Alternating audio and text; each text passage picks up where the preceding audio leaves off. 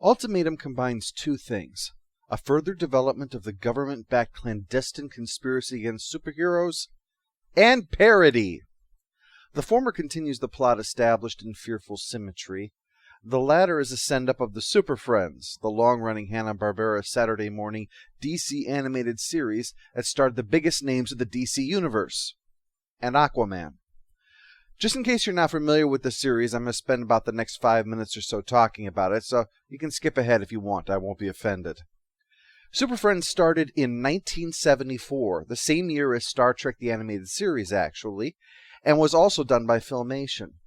The series went through several iterations, starting off with a couple teenagers with no powers and Wonder Dog, who also had no powers, and also served as an easy setup to bash Wonder Woman. But teenagers and their dog are what you expect from Hanna-Barbera. What you might not expect was them being replaced by two aliens and their space monkey. See, the original cartoon was canceled after only one season, but it was revived in 1977 thanks to the popularity of live-action superheroes on television. And as annoying as those kids and their monkey are, at least they could do something. They were called the Wonder Twins, winners of the best team whose name doubles as a reference to Wonder Woman's boobs, beating out such teams as Diana's Duo and the Amazon Torpedoes. Now, for gender fairness, I should also mention that there was a team for Aquaman's Johnson called the Fish Sticks, and for Ben Grimm's balls, Thing 1 and Thing 2. So the Wonder Twins, the team I mean, they stuck around for one season and then they were removed, and the series worked to include more diversity, since despite the fact that of the four principal heroes we had an alien, a man from Atlantis, and a woman who was made from clay, they were all white. So they decided to include some diversity. One of those was supposed to be the Black Lightning, who was actually in DC Comics, but some issues came up and they couldn't use the black guy with electrical powers named Black Lightning, so they made a black guy with electrical powers named Black Vulcan. And of course not to be confused with Tuvok, who actually is a Black Vulcan. Now, Black Vulcan might not be the best name there is, but it really does go with their naming conventions, I think. All the original Super Friends insisted on telling you what their gender was in their name, so there was no doubt.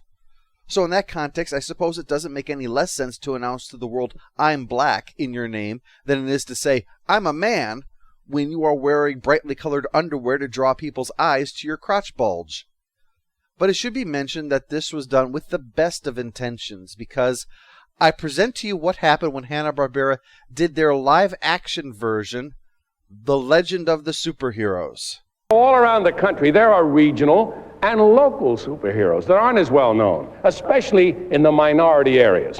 Now, we have one of those superheroes with us here tonight. We're introducing, ladies and gentlemen, Ghetto Man.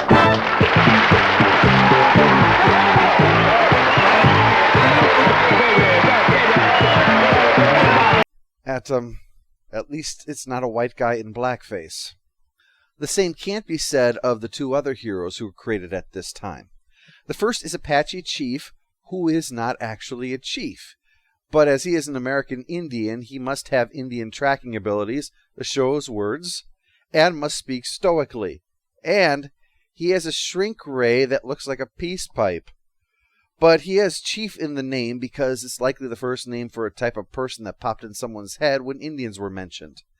The same reasoning goes for Samurai, the third member created for diversity. He is so named not because he is a samurai, not because he is dressed like a samurai, but because he's Japanese.